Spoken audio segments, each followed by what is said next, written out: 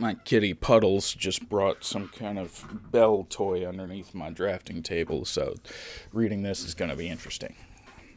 Greetings, friends, and welcome to this edition of Stories of Cat Catastrophes, a video series where I scour the internet looking for stories of kitties and my own personal experience, and illustrate my favorite ones for your listening and viewing pleasure. All of this in an effort to promote my new kids book, Sometimes Kitties, a picture book written to delight the young and never get old. I'll be kickstarting the print edition of the book in the very near future, but the only way to know for certain when that Kickstarter launches is to join my mailing list. Details in the description.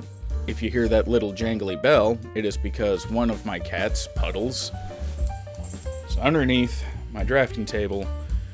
He just brought a toy. Like, he wants to play by himself, but he wants to be near me, which is, you can't get mad at that. You can't get mad at that. He just wants to be close by. Ain't that right, buddy? Our first story today comes from Norma. Norma writes, Bernard was a big cat of 20 pounds. I was working a double shift as a nurse shortly before Christmas and could only start baking some yummy cakes at night. So here I go with the yeast dough procedure for best ever poppy seed raisin cake. Poppy seed raisin cake? I think she means raisin. Alright, to the Googles. She means raisins. So here I go with a yeast dough procedure for the best ever poppy seed raisin cake. After 3 hours, 2 loaves, big and fluffy, fragrant and still warm, were placed in the kitchen table and covered with a dish towel so I could go to bed for the rest of the night. On entering the kitchen the next morning, I got the shock of my life.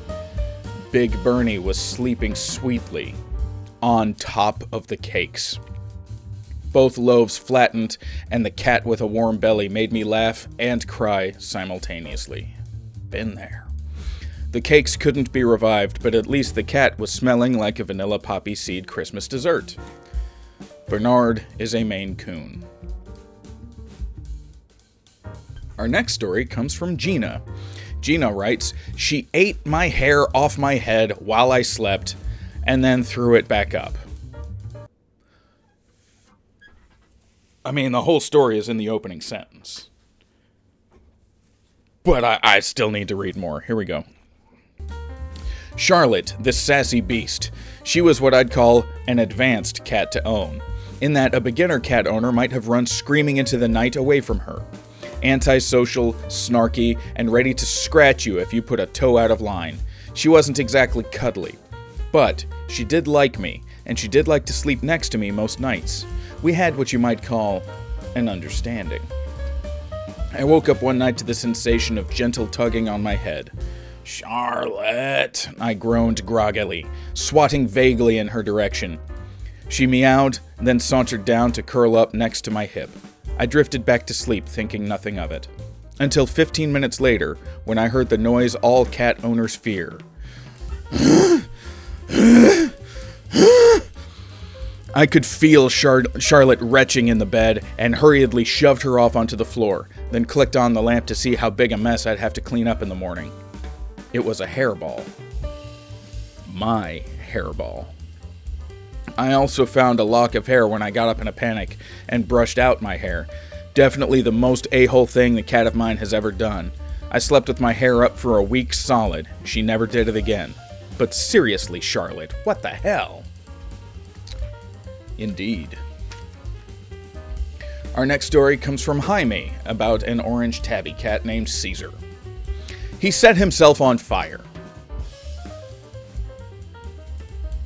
Bury the lead on that one. Dang. Alright. Caesar decided to brush against a candle and it ignited his fur. Thankfully, I was in the room, and after leaping over the back of the couch, was able to put it out quickly. I am happy to report that Caesar wasn't even burned, though his fur was singed. We have those battery-operated candles now. Caesar is why we can't have nice things. Oh, and the little jerk still loves fire. Gracious. Our next story comes from Haley. My cat Willow is a 15-month-old calico Siamese. Once, when nobody was home for 3 hours, she was locked in the bathroom as we had accidentally closed the door without realizing that she was in there. When we got back, I opened the bathroom door and she raced out. I look inside and the makeup bags were in the toilet, as well as the Moroccan oil, which I believe is fairly expensive. Many other items were on the floor as well. Another story was where we got an Android TV box so that we could watch movies. The very night we got it, Willow chewed right through the cord and thus it was no longer usable. She also chewed through all the iPhone chargers in the house, and now we have to charge our devices in a closed-off room. Why do we keep these animals? Why do we do this to ourselves? It's like we want a furry little thing to make our lives just a little bit more inconvenient. This next story comes from Ranjetta, who writes, "My cat ate my experiment. My plants had trouble flowering. I brought some back from the lab to my room, thinking that the perpetual darkness and gloom of my abode could somehow induce the formation of inflorescence in my orchid plants. I placed the plant in a dark bookshelf. Oh No Cat was very curious. It's spelled Oh No Cat, I'm assuming that's how it's pronounced. Oh No Cat was very curious about the plant the moment her eyes fell upon it. She sniffed it for a good hour under my watchful eyes. Thinking that the plant is safe in my room, I settled on my bed and started taking out some notes to study. As I read, I heard some gentle and crisp chewing sounds, but it took me a full minute to realize that no one was eating vegetables in my room. Unless... Oh no, Cat! She turned from the bookshelf, looking directly into my eyes, with a satisfied look on her face and smacking her lips with pleasure. 2 leaves of the orchid plant were missing, and another was dotted with puncture marks upon its breadth. I shot off the bed and saved my plant, placing it on the highest level of the bookshelf. That turned out to be quite a mistake. When I woke up the next morning, the entire pot was sitting on its side, with a good portion of the soil all over my study table. More leaves were missing. Oh No Cat was sitting by the window watching the birds bathe and frolic around in the drain pipe, completely oblivious to the fact that she destroyed a very, very important experiment. I took the plant back to the lab and looked for a different location for the experiment. Some of the orchid leaves harbor the puncture marks even up to today. I also found out, through sheer coincidence, that some cats enjoying chewing the leaves of the jeweled orchids. Whew. The next story comes from Pamela. My cat allowed a mouse to spend the night in my bed. Big Mama was my self-entitled dilute calico Persian. As I found when I moved into a mouse-infested house, Big Mama could not be troubled to chase mice like any normal cat. A mouse could run across the floor in front of her and she would display no interest. As far as she was concerned, it was my job to deal with the mice. Big Mama slept with me. One night, Big Mama woke me up by batting at my feet. I groggily told her to desist and drifted back to sleep as I felt what I presumed was her tail brushing across my lower leg. Towards morning, in a semi-conscious state, I felt a scratchy sensation against my kneecap. Again, I presumed this was Big Mama. Turning my head, it took a minute for my brain to register that Big Mama was at the head of the bed on the pillow next to me. If Big Mama was at the head of the bed, then what the hell is rubbing against my knee? Instantly, I woke up and sprang out of bed. Lifting up the bedclothes, I discovered that a mouse had spent the night with me. I realized that Big Mama had been tapping me on the foot to notify me that the mouse had entered my bed. And when I failed to act, she decided, suit yourself, and allowed me to sleep with that mouse throughout the night. Gracious. The next story is a good one, but a short one. This one is from Franz, and this is the one I've been illustrating the whole time. I hope it was worth the wait.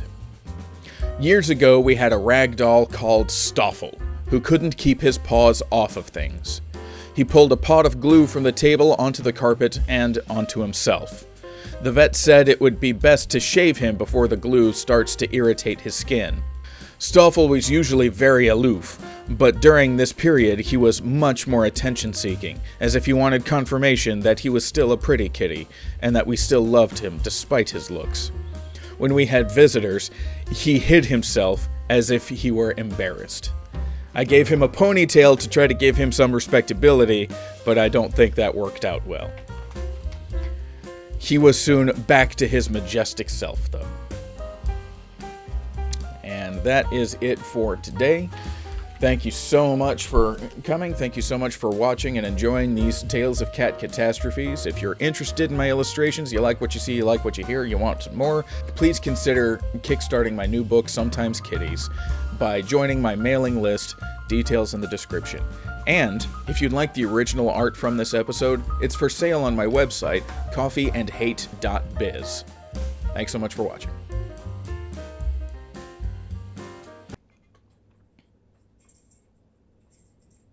I mean, I can't get mad. It's cute.